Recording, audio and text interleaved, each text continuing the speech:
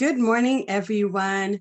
It's so good to see every one of you. The format will be like this. So in the interview preparation boot camps that we've had, they have been very successful, right? We have an interview preparation boot camp for our technical program that we have.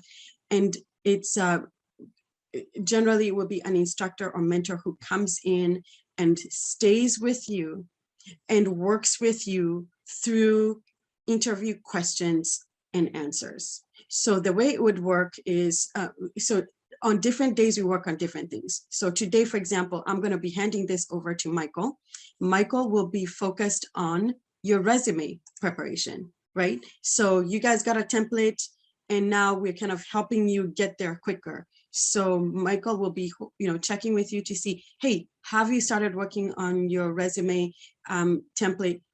Would you be willing to share? Can we help you? That's actually how we do it in community with one another.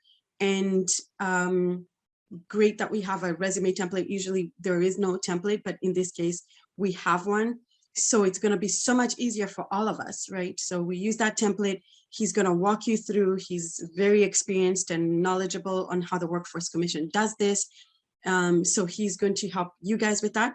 And then we will then transition into work in Texas.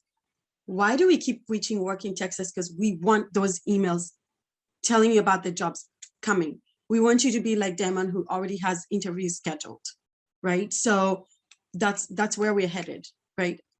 Even while we're waiting to get the certification exam done. There's no reason why you can't get a job.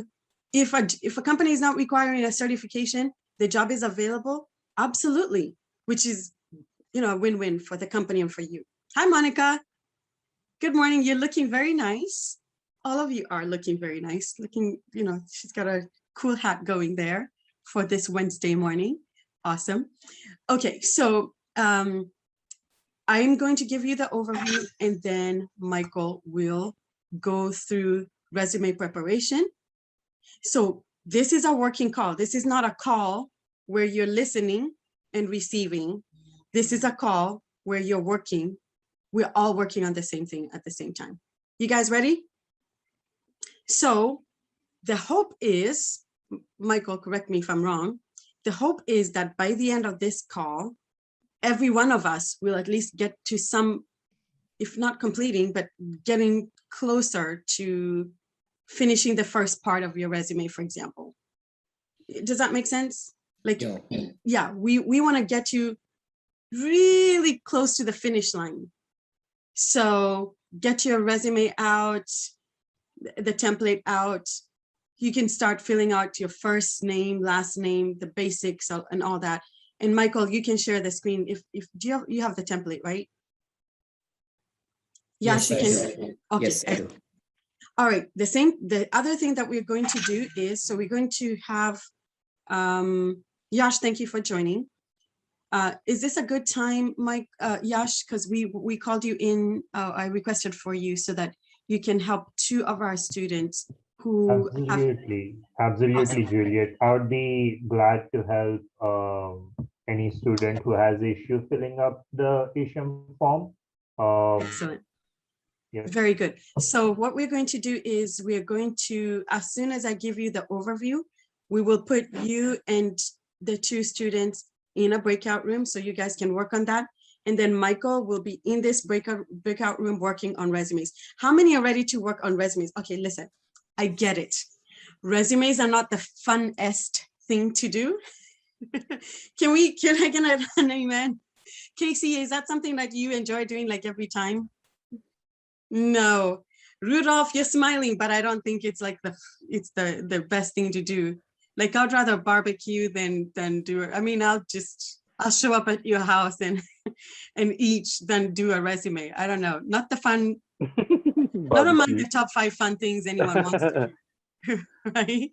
Liz and Jessica, Tracy, I'm sure you're probably thinking the same thing, and Zara, right? So that's why we are here, to help you breathe out. But we're going to fold our sleeves, right? We're going to do something about that. Deal or no deal? Okay, so get your computer ready. We're going to do that. Okay, so let me give you an overview, and then This is not the final overview. This is just a, can you see a colorful screen like blue, green, yellow? Is that what you're looking at? What am I sharing the right thing? Yes, yes. Okay. All right. So on Monday, we gave you an overview of what to expect. So what are the benefits of interview preparation bootcamp? What are the past outcomes and what's the process? I told you about how we're going to have resume preparation, interview preparation, recording videos. We're also going to do an Indigo assessment, which is like a personality assessment that you don't have to stress about. Just do it, do the best you can. That will not be available to you it will be released to you on the app a little bit later. Then we are going to be working on some assignments. So when you leave this class, we need you to work on some questions on app.colorberry, and we'll show you what that looks like. So today we're going to be focusing on, I think I don't want to share this one because some things have changed. Let me stop sharing this because I don't want to confuse you. We'll give you an updated one. So I'm going to stop sharing this one so you don't get confused. How do I stop sharing? Okay, so I'll give us some time to put some updates in there. There have been some really cool updates that have been added here, and I don't want you to get confused. So during IPBC in the class sessions, we are going to be tackling either a resume or working Texas profiles, or for those who've not done their ISHAM application, we'll put you in a breakout room so we can continue. So do that as quickly as possible. And then we're going to tackle question after question, and we're going to go round in circles. Like we might say, okay, so today the question that we're asking is, what would be the best thing that your boss or peers would say about you? What would be the best, or rather, what would your boss or peers say would be the best thing about you? So then we'll go around. Angela, you look like you're shocked. You scared? No, you're not scared. No, you're fine. You're just thinking. Okay, gotcha. I hear you. Yeah, so we'll each take turns. In the other interview preparation bootcamps, that's what we do. We all get vulnerable and we just answer the best way we can. And then we give each other feedback. You know what? This is what I really liked about your answer, Zara. I really liked your confidence, or, you know, and Monica, I really like the way you talked about, you know, your opportunities for improvement, like that. We give each other feedback, and then the next person gives it a shot. So what you have heard is what Monica did very well and what she could have improved, and what Zara said and what she could have improved. And then now the third person is now using those ideas to build on her or his question. Make sense? So it's very community-like and very, we want it to be unintimidating because we're helping one another. No need to try to be perfect. No need to feel bad that you didn't give the best answer. No. Are we okay with that? We're good with that? Yes? Okay, awesome. So for today, Michael has his camera on. He's ready to go in his nice green shirt. I love that shirt. Looks good. You're on mute. Okay, thank you. Whoever gets the first job would get something similar like this. How about that? A shirt like that? Is Michael offering shirts? Okay. You need a budget for that expensive shirt. Awesome. Okay, so I'm going to hand it over to Michael. Who can put you guys in a breakout room? Let's see. So do we need the breakout room right now, or maybe sometime like while we're doing the group thing? So I don't know if Yash has time, and if he can wait a little bit, then we can do it later so that no one misses any point.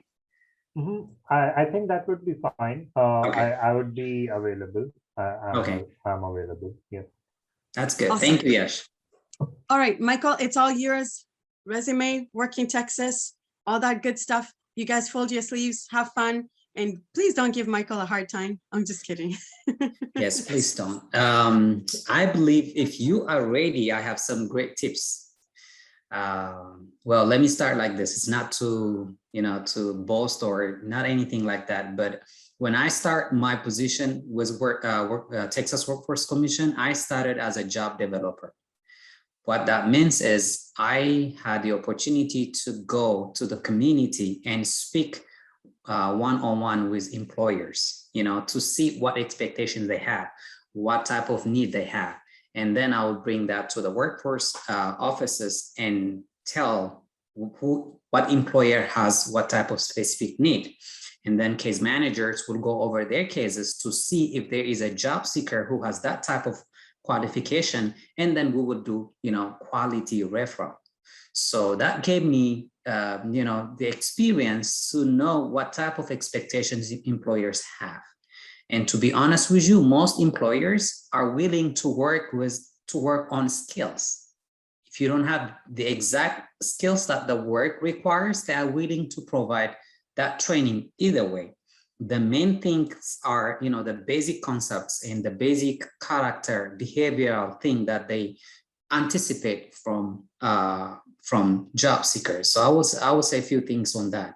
Then I moved to another position, which used to be called talent engagement specialist.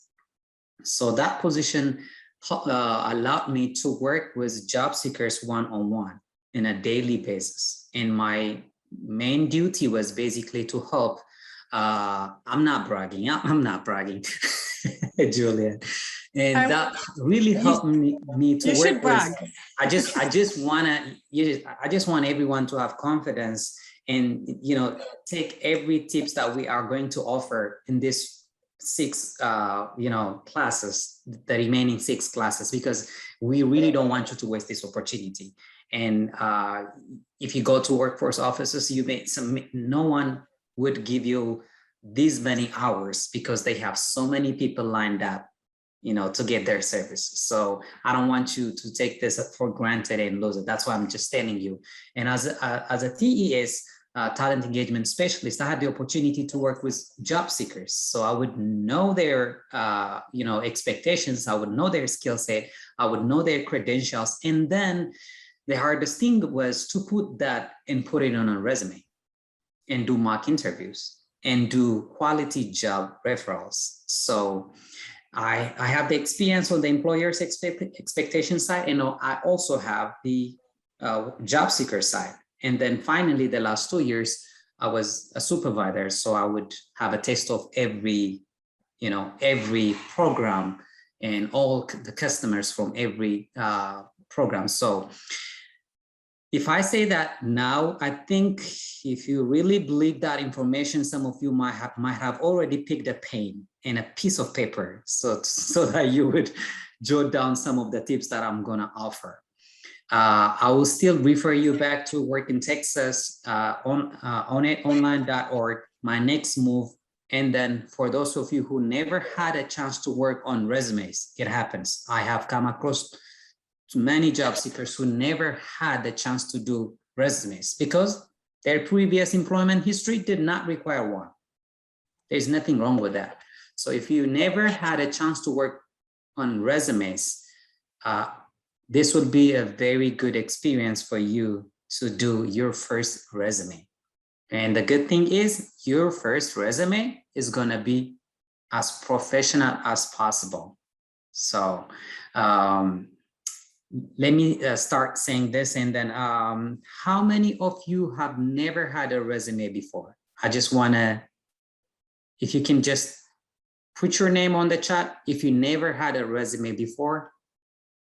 That way I would send you the website that you can go to start working on a resume for free. You don't have to pay for the template. There are some websites that offer free resumes, samples. So if you never had a chance to work on any resume, let me know.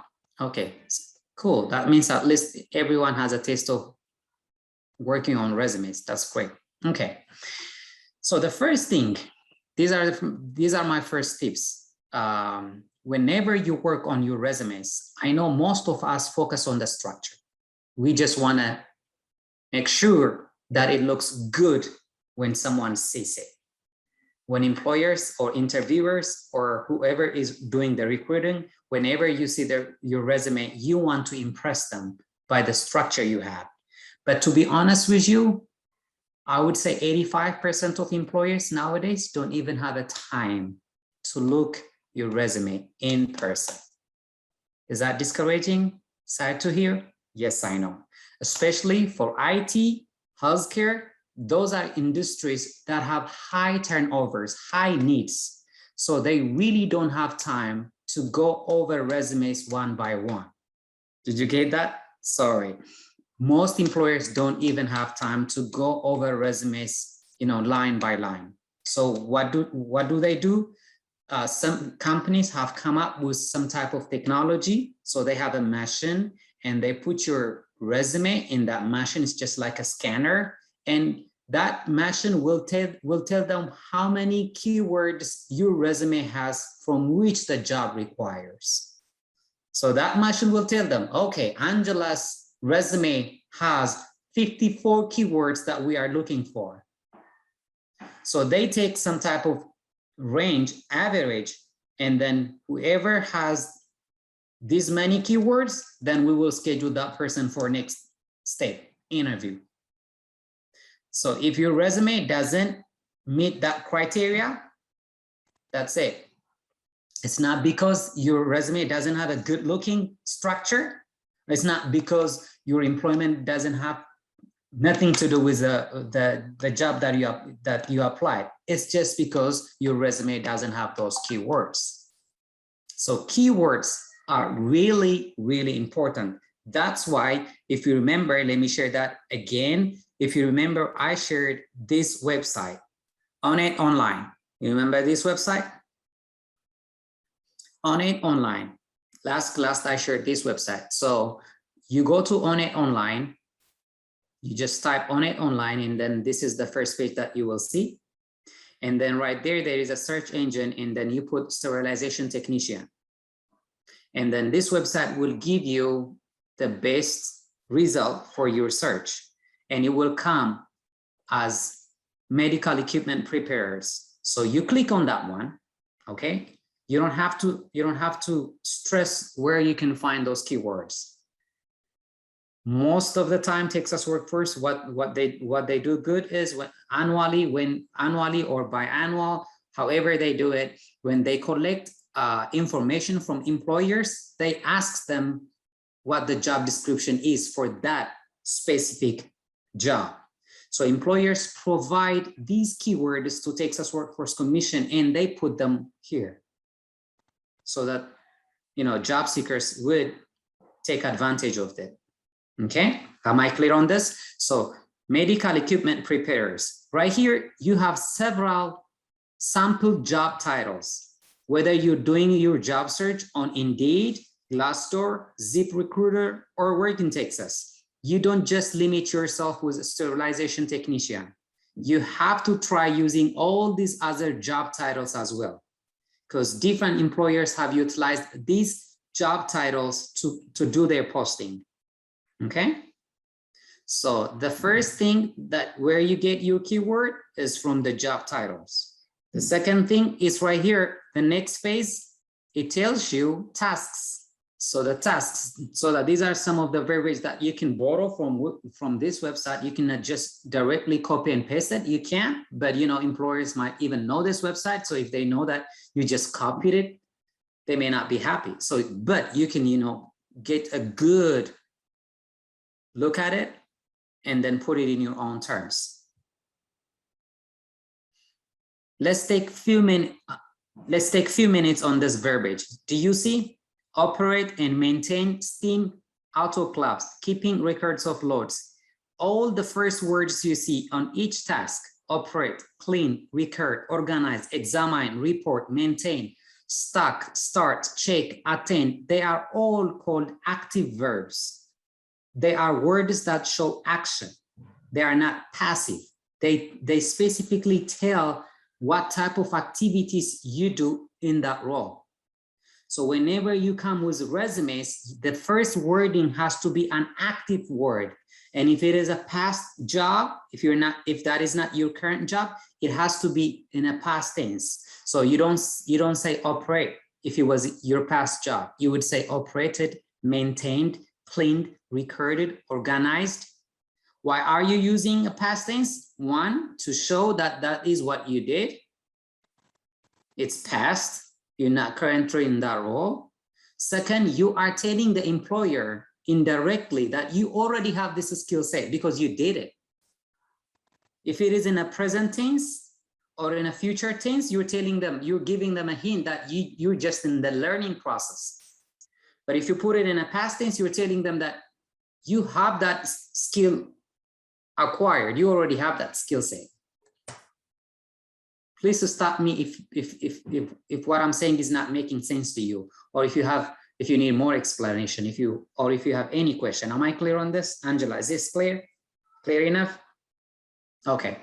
Yes, Michael. So I'm assuming for us, since we were students, we would preface it by stating that we studied or have learned. How are we going to incorporate that we spent, so that they can at least know, if we're new to this environment, that we spent a significant amount of time, That's 11 good. plus weeks? That's a good question, Miss Angela. So you're a student, so you have never had a chance to work as a sterilized technician. So there are two spots that you can show that you have the required skill set.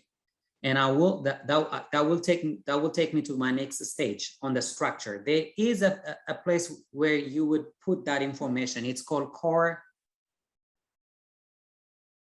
competency. In the sample resume that I will share later, it shows there is a section that says core competencies. On those core competencies, you put in active verbs at the same time, but in a simple present tense, which shows that you did it and you know it and you are able to perform it. So that's one. The second thing that most of us don't really pay attention to is that whenever we put our previous employment on our resumes, one basic task required from us is whenever we put up whenever we tweak our resume toward that specific position that we are thinking to apply, we have to tweak our resume in a way to show that you have some type of related skill set toward that job. You may not have that specific title, but you know the job requirements and your previous job has given you some type of a skill to do that requirement. And we call that, in a technical terminology, we call that transferable skills. So every job somehow has transferable skills. Most of us, for example, easy to say, most of us have some type of home activities, right? We clean. That's a transferable skill for sterilization technician. You manage your finances. That's a transferable skill. You go to groceries and you talk to cashiers and people who work in the store. That's communication. That's transferable skill. So you find those transferable skills and put it in your resume in a way that you have some type of skill set for that future job that you are applying. Okay, so those are the two things that you need to consider. And when you put that transferable skill, you can put it in a past tense. Okay, that's really a good question. That encourages me that you guys are taking advantage of what I'm saying right here.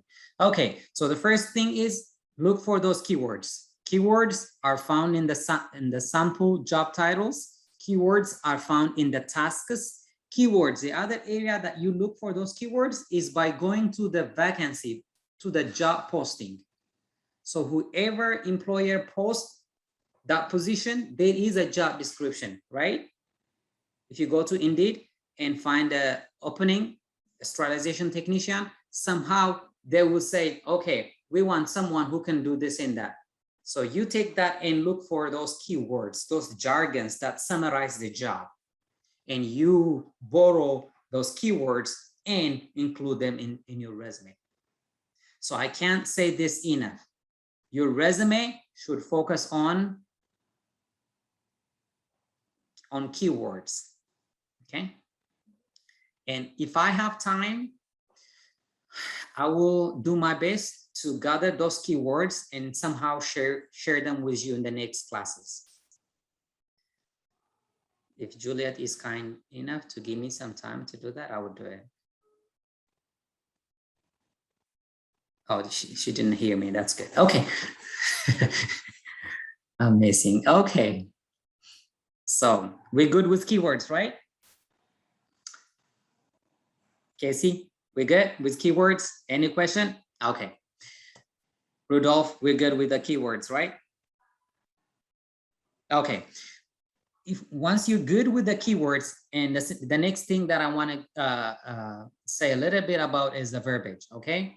I personally, well, I'm in education for a long time as well, so I personally don't advise to put period or full stop at the end of your verbiage, because resumes don't usually have full sentence. So I really don't see the need to put a period or full stop at the end of each verbiage, but it depends on your preference.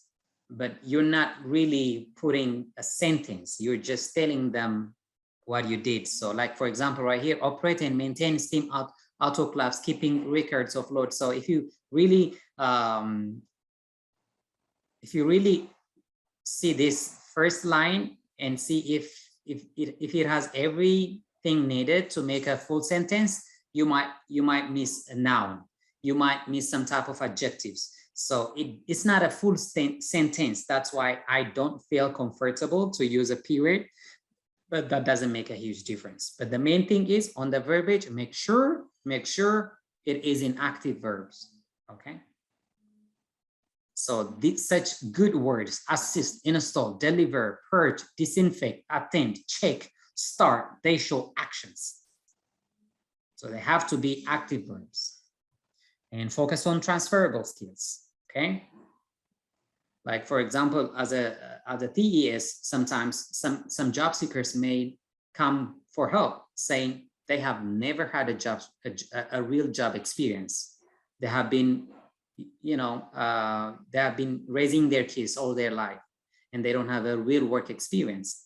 And they say, how can I have a resume? Because I don't have any job. And I'll tell them, no, you had a job. You just had a different pay system. So we just find a title for that. For the, we sometimes we might even say assistant manager, because you manage finance, you manage the house, you manage your kids, you manage a lot. So we work on the title, and we can say self-employed, and then we will list all your activities in active verbs in a way to show employers that I have some transferable skills needed for this job. Okay, that's good. And here is my recommended structure, okay? And if we're good on this one, let me share the template that Harry shared with us, and I will provide my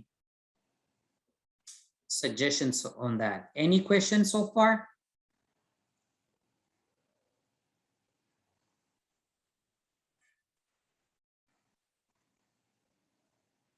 Okay, so everyone by now should have downloaded this resume, either from Band app or from Refactor, right? So this is a template that Harry sent to all of us, and it's a great resume. And this is basically from California, so let's just make it home. Let's make it Texas way. Okay, Texas, everything is big. So even with a resume, let's make it a little bit bigger. The same format, but a different structure. Before I forget, I want to make this note. Please, you can have 40 years of experience. please limit your resume to 1 page, to the maximum of 1.5 pages. If you can do it, 1 page is perfect. But the maximum you have to go is 1.5 pages. Most of the time, job seekers with more than 2-page, 3-page resume, most employers will never even look at it. I'm telling you this from experience.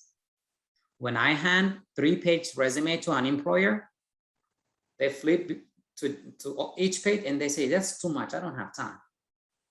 Or they might ask me, can you tell them to give me a 1-page resume? That's it. And in the near future, you may not even come up with a resume.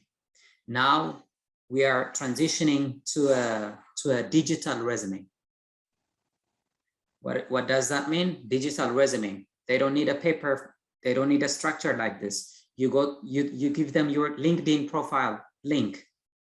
They go to your LinkedIn profile and see whatever you have, because that's a professional social media. So most employers prefer to do the hiring through LinkedIn. One, they have a resume right there. The second, LinkedIn for most employers does the screening job easier. So most employers are coming to do their recruiting and their hiring through LinkedIn. So if you don't have a LinkedIn account, if you have never used that, please, I recommend you to give a look at it. See if you need any help. Most of the workforce offices should have a class on LinkedIn. Those classes will help you from setting up a LinkedIn account to shaping up, making it look good. So that's one way employers are coming to our digital resume. The second thing, how many of you have heard of a YouTube resume? No?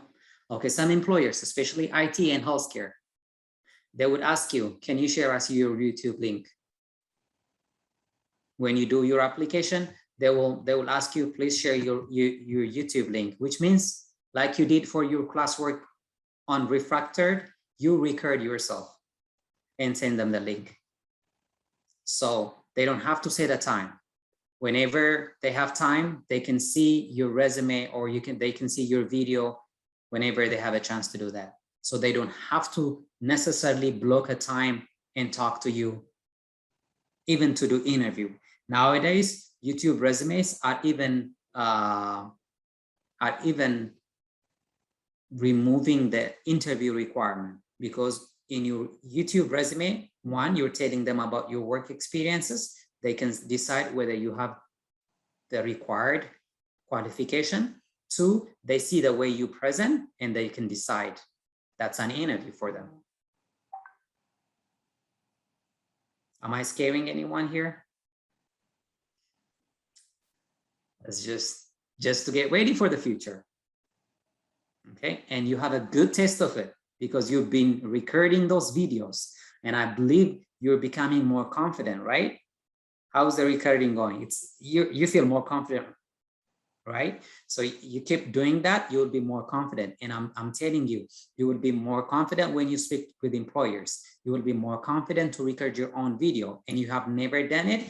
You can just do a record and then save it, okay? If we're good on that one, so let's go with this one. Okay, most employers, definitely they need your name, right? First name and last name, bold like that, but not as bold as employer's name. I'll tell you why. Yes, you can bold your name like this, but I think, I don't know which research I read, but in Texas, employers love to see their name speak bigger than your name. But I'll say why, and I'll tell you the philosophy behind. Okay, so you're gonna put your name there, and if you are posting your resume on Indeed or any other social media, and if you don't have any control of it, I would suggest not to put your home address, just for your safety. But if you are able to, you know, limit the publication on Indeed, you can do that. You can just limit who can view your resume. If you know how to do that, then you can just put your home address. But most employers don't really need your home address. All they want to know is the city and state, so that they would know how far you will drive. Let's say the employer is in Dallas and you're living in Irving, then they will say, okay, every morning she has to drive 45 minutes. So they might be, you know, an attendance issue. Just for that purpose, they might need you to put city and state. They don't really require you to do, you know, full residence address. And then, but these are basic: phone number, contact information, and email. And I have seen this on some of your emails. I'm sorry, I'm not picking on anyone, but please have a professional email account. I'm the big one at yahoo.com. That's not really good. Or I love my kid, something like that. I know, you know, you want to make something personal for your own sake, but for employment related purpose, it is recommended to have your first name and last name at yahoo.com or at gmail.com. Thankfully, when I go through the roster, I've never seen any .org, any .net emails, but I have seen a lot in my work, in workforce, people come with .net. And as soon as employers see that email, they'll say, oh, she is backdated. So I know .net, there are still people who use that email account. So if you don't have one, please use Yahoo or Gmail or Outlook. But most of the time people use Yahoo and Gmail. So you can, I think I heard Harry make this suggestion. So for job related purpose, you can just create one resume and keep it only for job. Okay, so we're good on that one. Right here, Harry said profile. And most of the time, from my experience in Texas, it is better to title this as executive summary. Executive summary. You're giving them a high level summary of your profile. So you can still say profile, they serve the same purpose, but it would be perfect for Texas to say executive summary. Here, let's read this one. A dedicated certified professional with a passion to excel in the sterile processing field. Have success working with a staff development, team building, and all manner of daily operation that drive a smoothly running department. Graduated all the top of class at Central Sterilization. So this is really good. And usually in executive summary, these are the three things that we advise job seekers to focus. The first thing is years of experience you have in that field. But in this case, you are jumping to a new career, so you don't have that. So don't worry about that. But if for the future, you can have that note. Usually the first thing you would say is 15 years of hands-on experience as sterilization technician, working in the healthcare industry in a hospital and clinical setting. It's not a complete sentence, but it summarizes the years of experience, the industry that you worked on, and your position. So these three things in one statement. But since you are jumping to a new industry, don't worry about years of experience and your industry. But there is still a way to include your previous positions and years of experience in a transferable skill manner. Let me give you an example. So any volunteer that I can use as an example.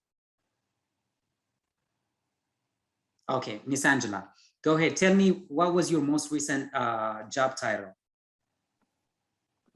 My most recent job title was Service Excellence Coordinator.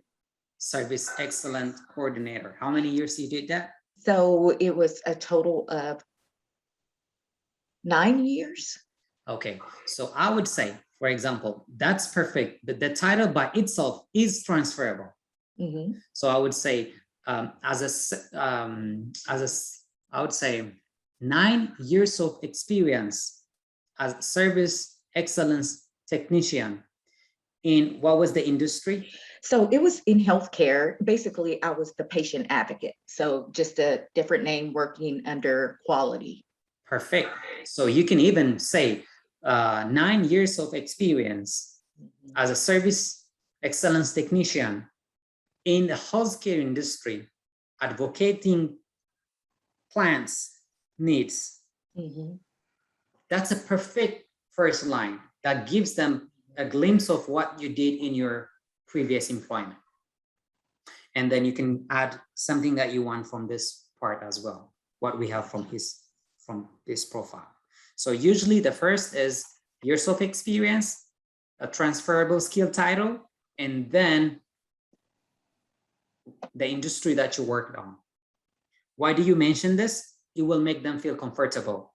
You have the skill set, you have years of experience, you know the industry. Is that clear enough? Rudolph, it looks like you have a question. Or am I making a wrong? No? Okay. Okay, so those 3 things in the first line. And the other recommendation on executive summary will be just like he did right here. He has mentioned at least three characteristics or some type of behavioral quality that you have toward the job. Okay, so like I said earlier, jobs don't just require skill set, they also require some type of character, behavior. So right here, you see, have success working with staff development, team building, all manner of daily operation that drive a smoothly running department. So I would say, like, for example, you have seen this several times, dedicated teamwork mentality, dependable, things like that. Those jargons that show you have that behavior, character that the job requires. Okay. Any question on the executive summary or profile part? So I have a quick question in regards to font. I know, Michael, that you said, okay, I'm trying to edit at the same time I'm listening to you on mine.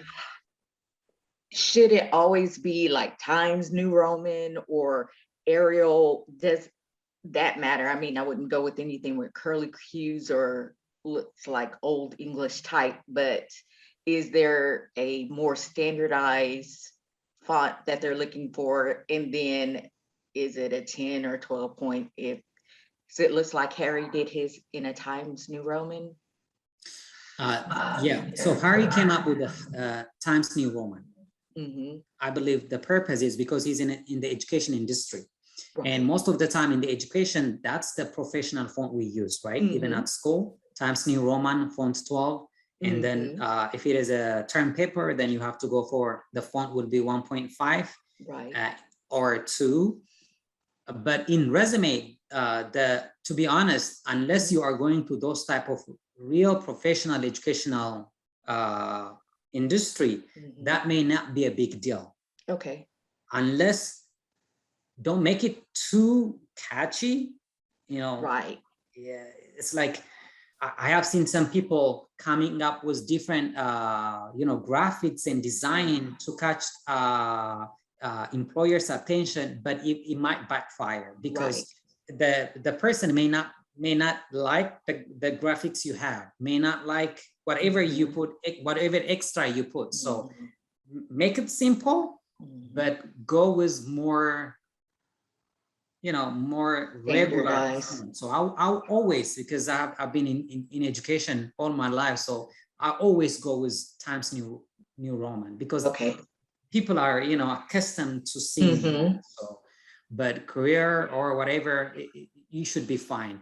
And the font, it depends on your content. Like, for example, if you have too many jobs, but you don't want to miss one, if you use 12 font, it may not fit. Correct. So you can narrow it at least up to 10.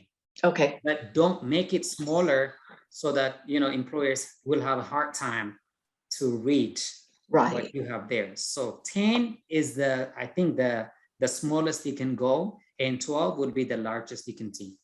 And so our name, city and state, that should be all the same size. Is that what you were Yes. recommending? Okay, Name and titles, like name, profile, core competencies, and employment history, and company name. mhm, You can make them 12 or 13, okay, and you can make it distinct by making it bold or italic. okay, thank you.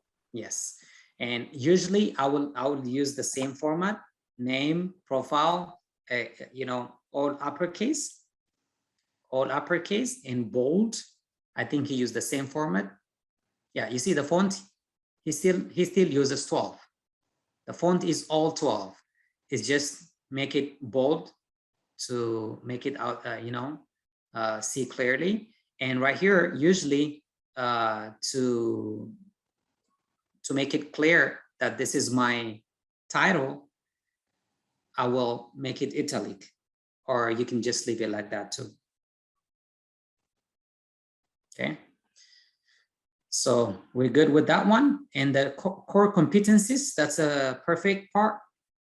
The only reservation I have here is this has too much bullet points, too many bullet points. And that's the area that you need to work on. Pick the most 5 you want to take from here. In resume, it is highly recommended that your resume don't exceed more than 5 bullet points in any section. If you have 5 bullet points on core competencies, if you have 5 bullet points on your job duties, that will be perfect. Don't go more than 5 bullet points. If you exceed more than 5 bullet points, it will be too much for whoever is looking at your resume. So I believe there will be, if I give proper attention and if I give it time, I believe there will be some that I can take out, and there will be some that I can, you know, merge. That way I can come up with 5 bullet points. So I have nothing to comment on this, because this is made by Harry, and he did it from the sterilization technician standpoint. So these are some things that you should consider in your resume. So the only comment I have here is limited to 5 bullet points, at least a maximum of 5 bullet points. Okay.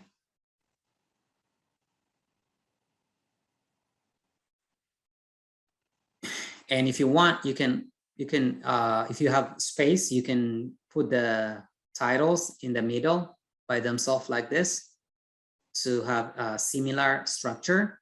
You have core competencies here alone, standalone. So you can just executive summary or profile standalone, employment history standalone, and education standalone. Okay, just titles standalone. And this is good. Company name, the only comment I will make here for Texas, make it uppercase. If not greater than your name, please make it at least similar with the font that you use for your name. Why? This is the philosophy that most employers have at the back. Who is big in your resume? You or the job? You don't say it, but you show it. So make the company, and I have seen some people putting the title first. And you know, every action you do in a daily living, it reflects your philosophy.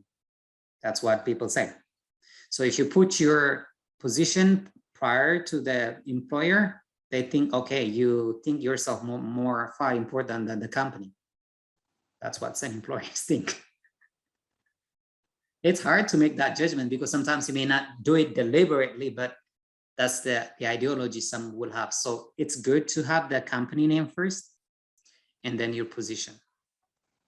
And it's good, the position is in lowercase, but the company name, make it uppercase. And if you're working on Microsoft Word, which I recommend you, if you already have it like that, all you need to do is you see this icon, change case, uppercase, boom. And the other thing right here, okay? The other issue that most people will face is when they put the employment duration. Okay, if you have gap, especially due to the pandemic, you can put months. Usually, most of the time, people put months and year from August 19 to July 2020. But if you have some type of gaps, don't put the months, just put the year, 2019 to 2020. That way, you're not raising questions. They might ask you, when was the last time of your employment? They might ask you, but at least if it is in an interview, you will have a chance to explain. But if you put it on your resume, you're just giving them a hint even before you have a chance to explain. So just put only the years. Some of you may not work the whole year, 2020. In that case, there is nothing that you can do. You have to just wait for your interview to explain what caused that employment gap. But most employment gaps, if it is in months, we can remove that question just by putting the year.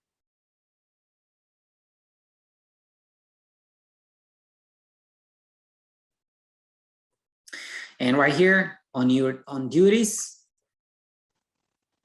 the only recommendation I have to make it look nice, you see right here, is it attractive? Is it easy to read? Just honest opinion. It is not. It's not easy. But is this one easy to read? Yes, because it's in bullet point. So if you put it in a bullet point, it will be much easier to read. So I would say, manage service department operation and personnel. Boom, another bullet point. Supervise and control workload. Boom, assist service technicians. And then I know it's gonna take a little space, but I would prefer to take up some unnecessary things and make it readable than, if you put it like that, it will be easy to read. And like, for example, this is one page. So still he can do it. You can do it this way. And I can, you can play with the space as well. You can go to layout, margin, narrow, it gives you more space, wider space. Layout, margin, pick narrow. And then right here, if they're too much indented, you can just a little bit push it to the left so that you can have more space. But this will make it more readable. But what I like is he used active verbs like we said. And he's still in this position, present. That's why he used present tense. But for this job, it ended on 2019, right? So I would say managed, supervised, and controlled.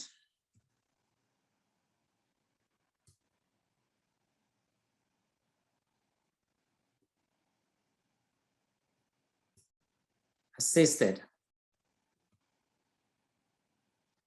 We are making sense grammatically, and at the same time, we are telling them that we already have that skill set. We're not in a learning stage. We have mastered that skill set. So that's powerful.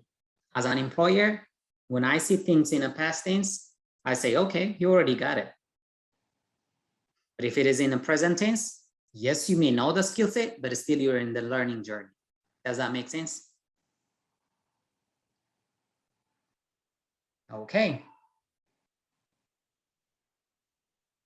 And then Excuse me, education. I have a question. Yes, ma'am. I didn't understand. The past is good or bad? The If past we tense, if it is for previous employment, like for example, he was in with this company under this role from 2000 to 2019, right? That's a past experience. So it has to be in a past tense, not in a present tense like this. He can have this in present tense because he's currently in that role. Yeah. But for this one, he's not in that role anymore. That job ended. So it has to be in past tense. Managed, supervised, assisted, implemented.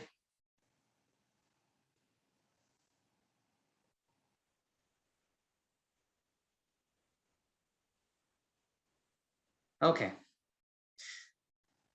Does that answer your question?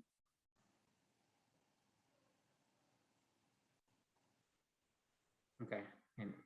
All right. Let me go to the next step. Education. We're good with the education. Yes, thank you. Yes, ma'am. We're good with the education. And in education, this is one thing that I want to comment on. If you attended some college but did not graduate, you only list education that you graduated. You can talk about the college work you had during interview, but you only list education if you achieved some type of credentials.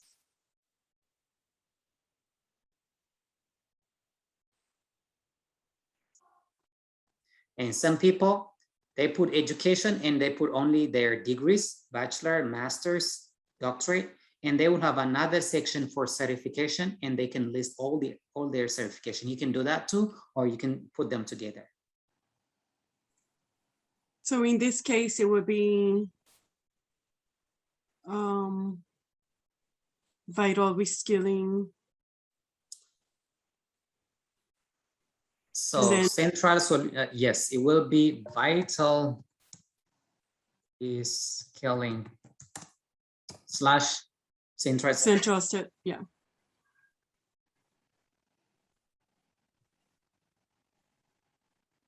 And then you can have the school name you can have right here, collaborate.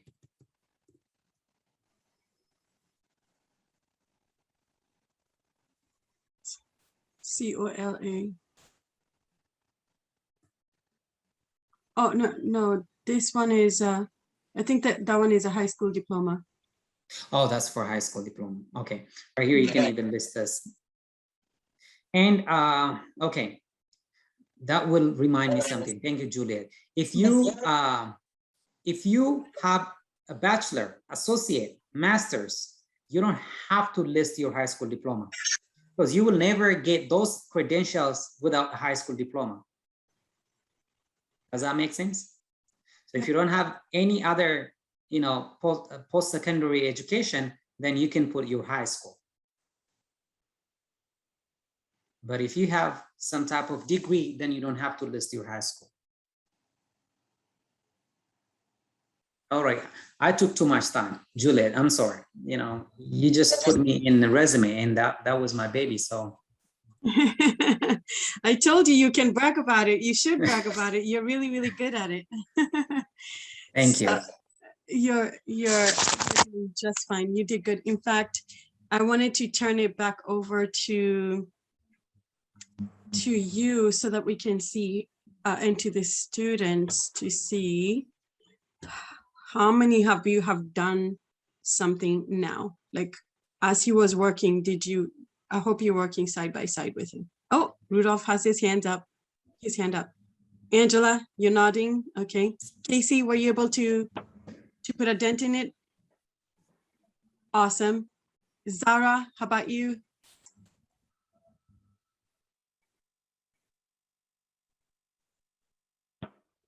Zara? Yes. Yes. Hi. Yes.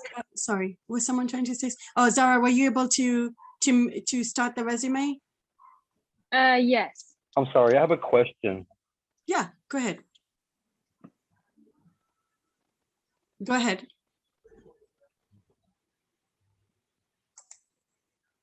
Who is speaking? Is it you, Rudolph? We can't hear you. Something happened to your microphone. I have a question. Yes, go ahead. On our resume, is that going to hurt us if we just have high school on there? I mean, are they going to look at us? Yes, that is me.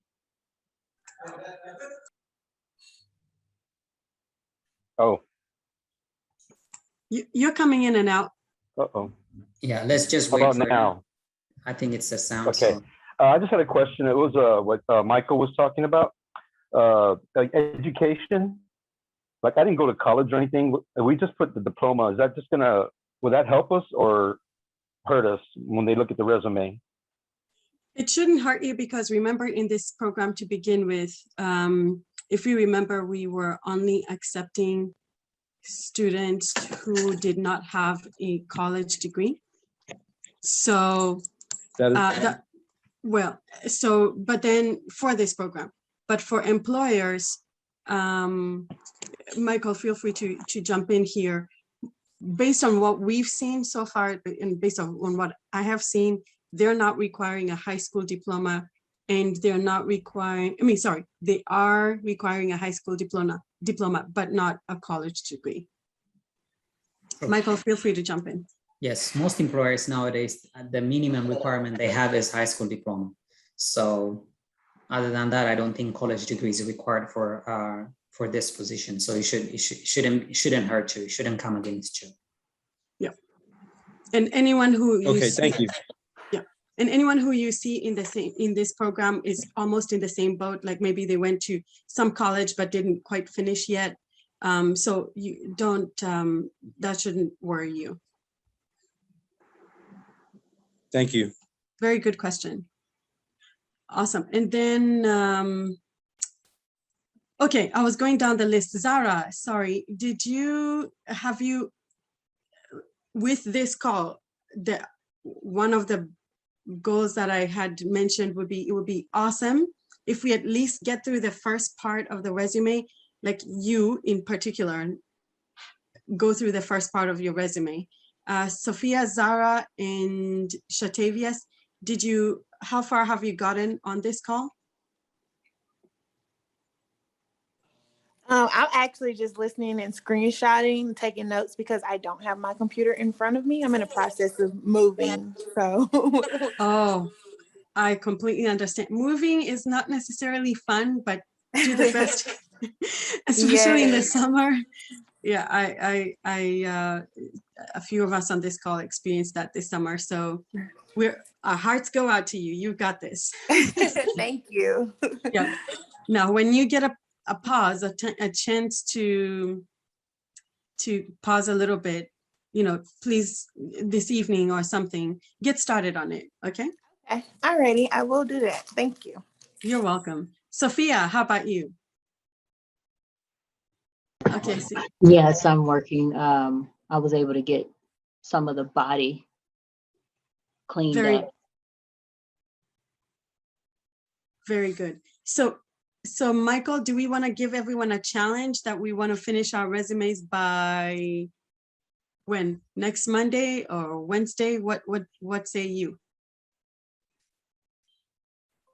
That's a good thing. I mean, first come, first serve. If you complete your resume and need our input next class, those who completed the resume, we can, go ahead and do our comments live in the class. That way you get, some assistance. That's a good thing. I love that. I love that. And by the way, Michael, guys, what you can do if you're not comfortable sharing your address, you can always remove your address. So you don't have to. You can just put your name and remove your address. But then the rest, your resumes are gonna sort of look similar. So in a sense, so unless you don't feel comfortable, again, if you don't want to share your address and email address, that's fine. You can always highlight, Michael, highlight that and put it in white so that you can see. You can highlight that section and make it white. Not there, but you see the A. Next one to the right. Yeah, there you go. So you still have it, but we don't see it. Make sense? Then we're protecting your privacy and all that. So you can hide all of it, put it in white, and we won't see it. Is that a deal? Okay, here's the thing. I'm with Michael on this one. First come, first served. We'll get to review your resume. If you even finish it before next Monday, even better. Just send a text to Michael. Hey, I need you guys' feedback. Why? Because now we can put it in your Work in Texas profile and complete it. Isn't that right, Michael? Yeah. So for the next class, oh, Michael, if you don't mind, you can go to the second part, which is the Work in Texas profile. Show them that, I don't know if you'll be able to go past the resume section. So there's a part that said skills, right? Like I wanted to see what skills do they need to put there. And then about anytime now, I think we should also allow Yash and the two students to get to finish their ISHM profile. Okay, let me go ahead and create a breakout session, I think. And Awesome. give me a few minutes, I will send them there and then we can work on it. Excellent. Perfect. So Thank you, Michael. So before I leave, I have to jump on, hop off and join another call. But before I leave, thank you for taking this time to do this. You're several steps ahead of everybody else, which is very, very good. So we're going to follow up with the rest of the students who couldn't make it today and tell them to please join. We're going to put this recording. It will take a few days to put it on refactored so that you can review, pause and do it, pause and do it. The goal again is to finish your resume by Monday. When we come on Monday, we can do resume review and work on finishing your profile on Work in Texas so you can start receiving those invitations for interviews and jobs and those kinds of things. Does that sound right? So that's for next steps. And then we will also want to inject in some of that. On Monday, we'll cover some interview questions. So look on IPBC. So Michael, please, if you can show them before this call is over, show them how to go to find their the interview preparation bootcamp curriculum. Have you seen it, Casey? Angela, you've seen it. Casey, have you seen it? Rudolph, you've seen the interview preparation bootcamp? Okay, excellent. And Sophia, same for you? Okay, Sophia says yes. Yeah, so start looking at those questions. We're gonna practice on Monday, but if you can get us, put a stab at it, just try it. Try answering some of those questions just the best way you can. And then we are going to be able to give you feedback on Monday when we're going through the few questions. We'll just pick a few questions until we hit we hit all of them. Awesome. Michael, I'm going to hand it back to you, and Yash, thank you all. Okay, have a great day. I'm just going to drop off, but the rest of the team is staying. Okay, Yash, I think we lost Zahra and who was the second person, Shativia. They're not both on the calls. Okay, let's see if we can text them, Michael. Yeah, I'll text them. Okay, text them now, and then I'm asking you to multitask here, but if someone can text them, that would be great so that they can join the call back while Yash is on here. Okay. Awesome, thank you. All right, so this is my Work in Texas. So like I said last time, the first thing would be to go to this green link and then go. You might have Work in Texas created a while back. So if there are some information that you need to update, you can just go to this, click on this one, and then it will give you access to go ahead and, you know, update your information. Okay.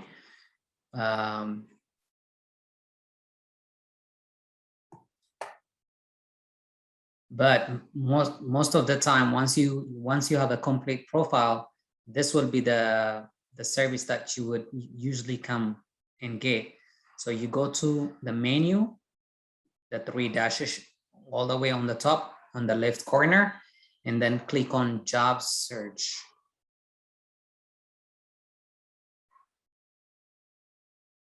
And right here, you will be able to do a quick job search by just putting the job title. And like I said, usually Work in Texas recognizes this for sterilization technician. You can also do that, but you will see more job lists through this title.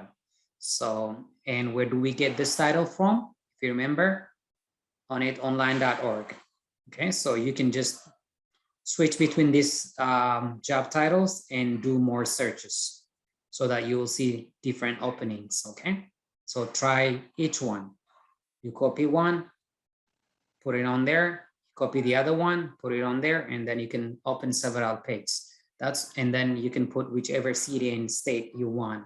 There will be some out-of-state jobs, but Work in Texas is primarily famous for Texas jobs.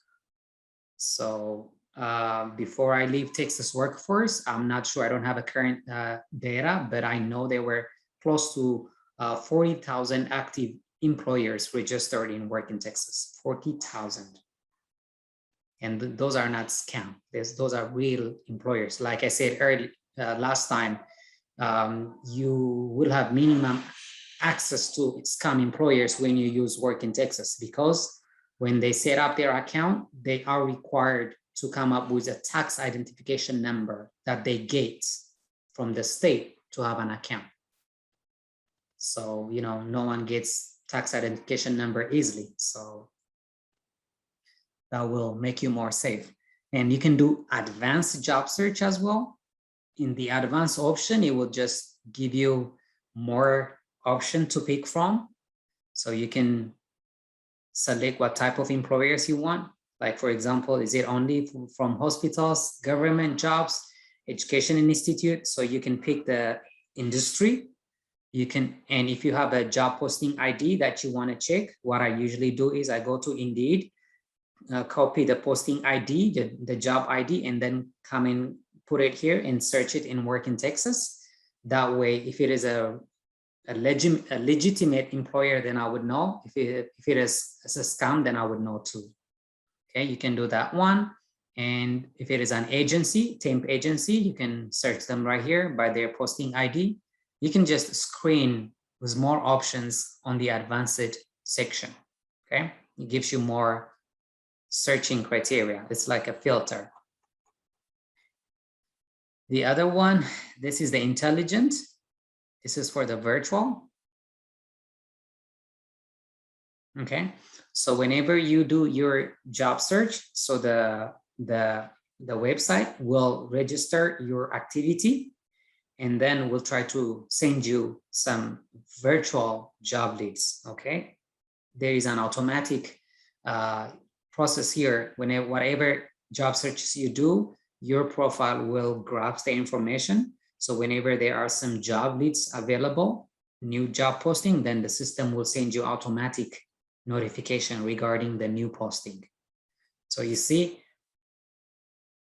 when you do crowd search, or when you do matching, or when you just go through a specific path, it will check all this.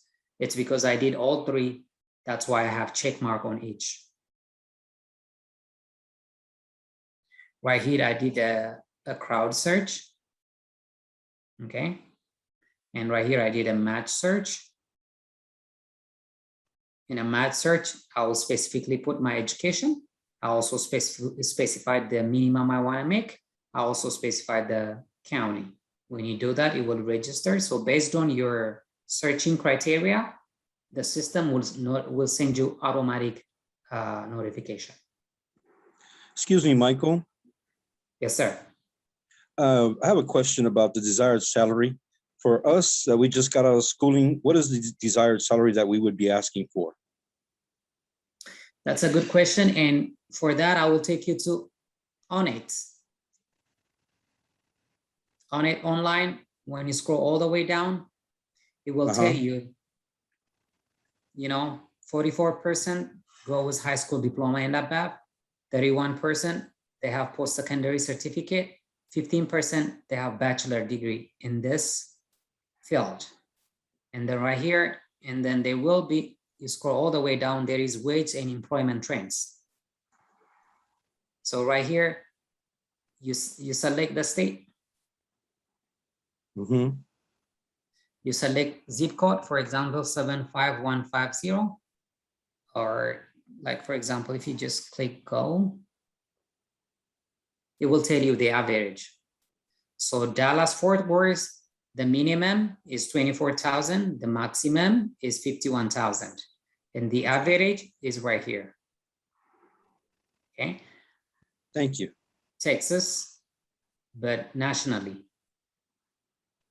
And in Dallas-Fort Worth, workers on average earn, and I'm telling you, all this are mainly without certification, because Texas is one of the states that allows people to join this industry without certification.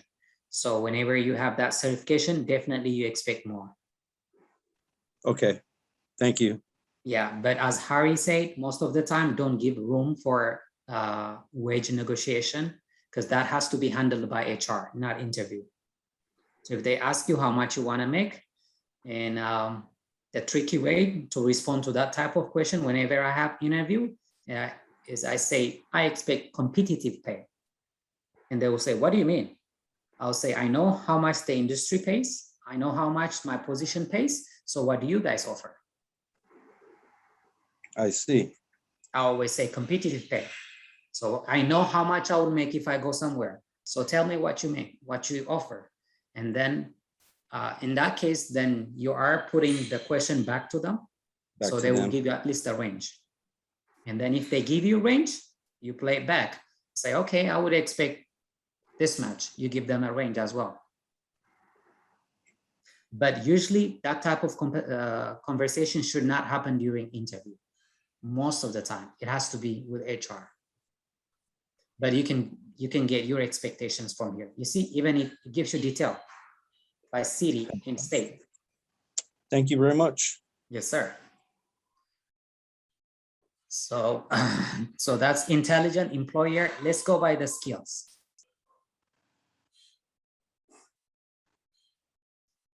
So right here by skill, it will ask you to put location. So I would say Texas.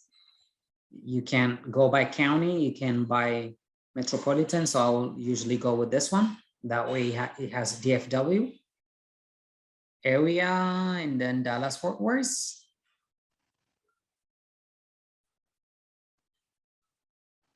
Job search. So I have all listed, you see right here. So I'm getting referrals from employers, corporate offices, educational institute, government, hospitals. I just checked everyone. Skill criteria.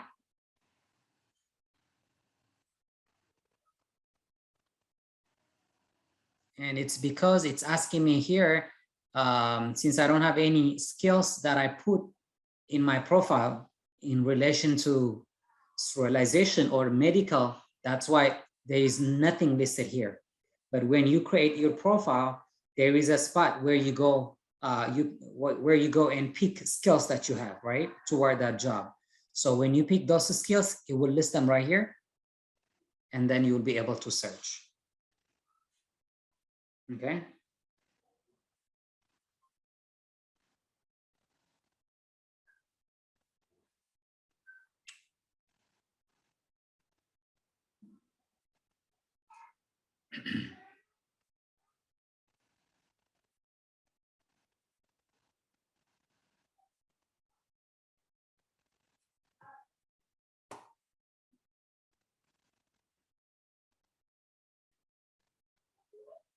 And this is where you go to add those skills.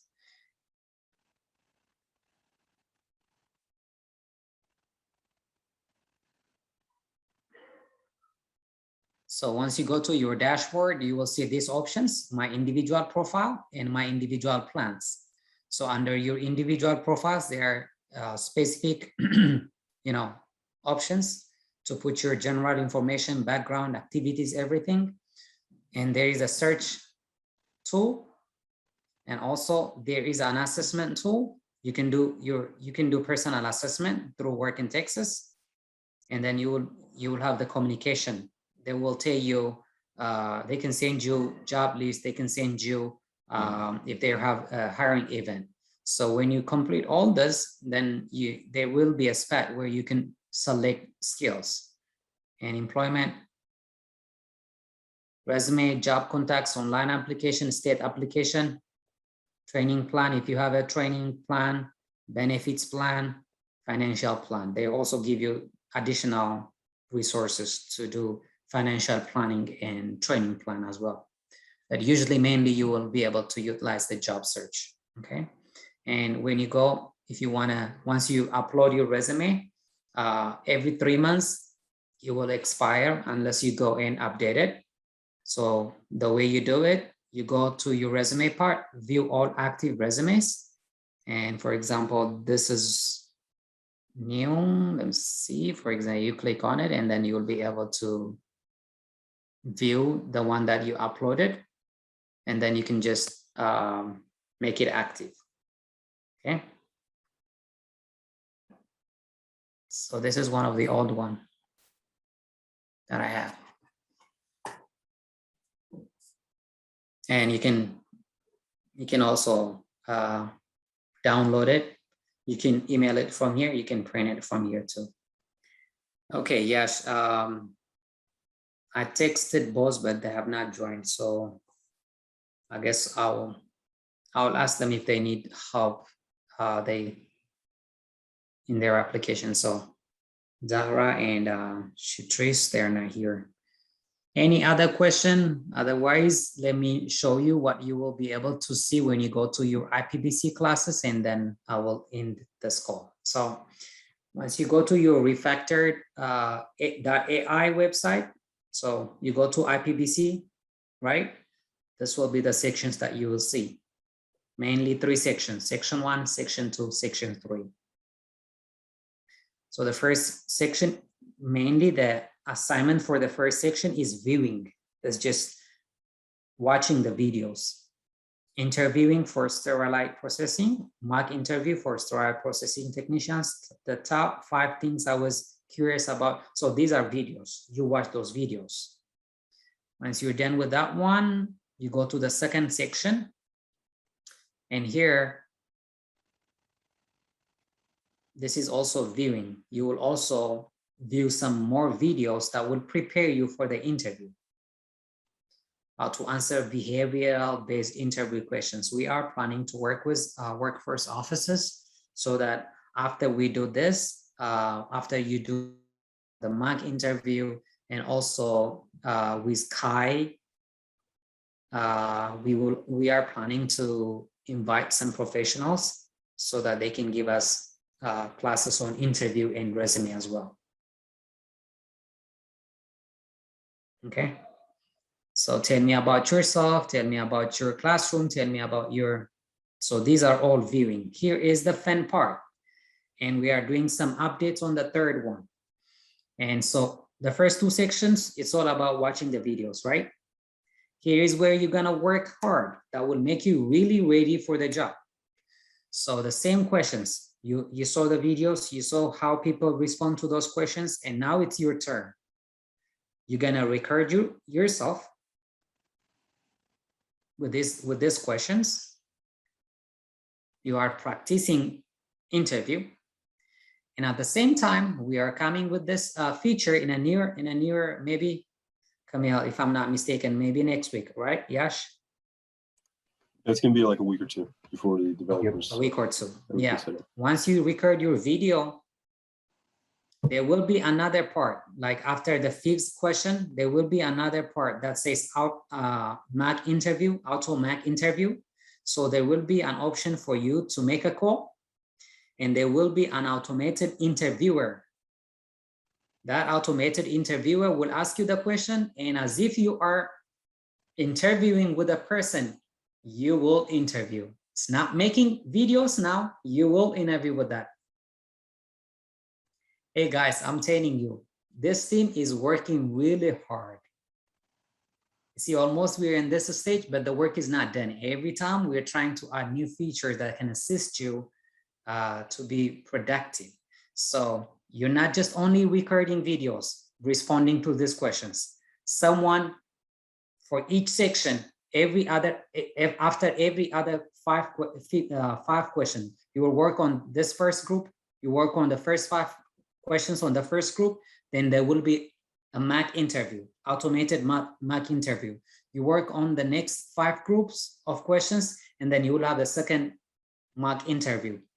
So at least you will have 5 Mac interviews by the time you're done with IPBC. So you will be more confident and more prepared. Isn't that great? So please, please utilize this resource. It is really helpful. And I can't tell you enough, there are so many companies who are really loving this platform. They are coming and knocking our door. Hey, we want to use the same platform to train our staffs, to train our new students. So this is a really great opportunity. So go to your IPBC platform and then utilize every resource we have here. And the team is also working to put the recorded Zoom classes in the resource center. So for example, the class we had last Monday, the record will be on the resource center. So if there are some information that you feel you missed, you want to watch the same discussion, then you can go back and watch those videos. So they will be uploaded in the resource center as well. So for example, when you go to your cohort, and then the resource center, so those videos will be available in this right here. So the development team is working currently on that. Okay. No, just a huge thank you. Thank you to the team. I don't know how many more of the staff, but thank you, Michael, for today's facilitation. That was very, very good. I have lots of corrections. Good. So now I feel better. I feel better. Yeah, and I'm here the team is here to help you. So I know some of us are not really a public person, so you may not be comfortable to share your resume on a screen. So email it to me. You have my email, you have my text.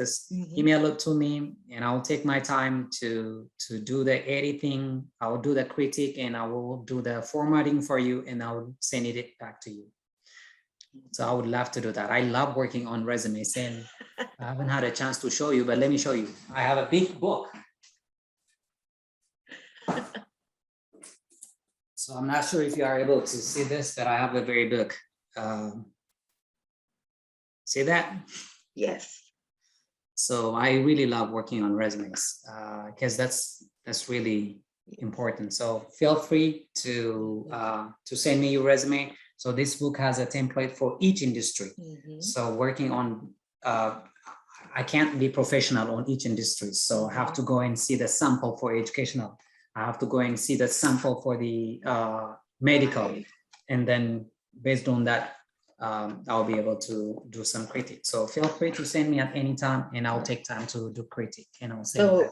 My final yes or no question would be, are you versed in LinkedIn? Because I'm not ever, and I will watch a video before attempting to create a LinkedIn account, but is that something that you're well versed in as well?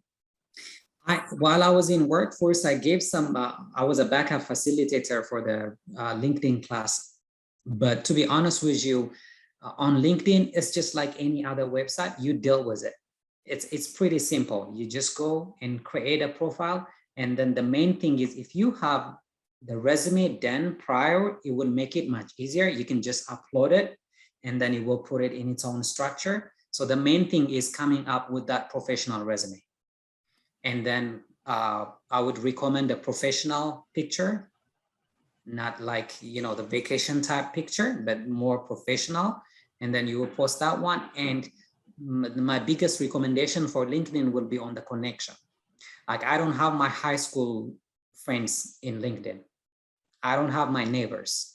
That's my professional social media. I want it professional. So when I send friend requests in LinkedIn, it's not friend requests, it's called connections. I focus on hiring managers and recruiters. I only add those friends. And then before I even apply for any position, the first thing I do is I see who is on LinkedIn from that company. And I see and send connection. I develop that relationship first.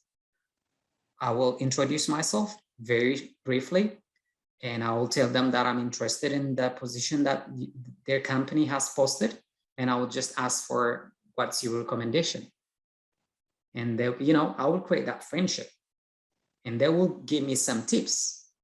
Because nowadays, sorry to say this, it's not only what you know, it's who you know too. So networking is a big thing in the job search. So LinkedIn is a very good platform to have that. So it's easy to play with, but whenever you feel if you feel any type of assistance, let me know. I can share my LinkedIn profile, and then we can do we can make a Zoom call, and we can just, you know, cross-reference and then edit it as well. And just adding to what Michael was saying, we might hold a separate session focused on LinkedIn, just 20-30 minutes, so that we can help you with some of the basics. But if you have your resumes ready, it would be very helpful, because you would just be copying and pasting it on LinkedIn at that stage. Yes, that's good. And you're lucky that you are attending Collaborate, because at the end of this program, you'll get a digital badge. That digital badge, you can post it on LinkedIn. That's a big deal. Thank you so much, everyone, for attending today's class. I believe we have gained some insights that will be helpful for our job search, and expect more to come in next classes. So thank you for your time.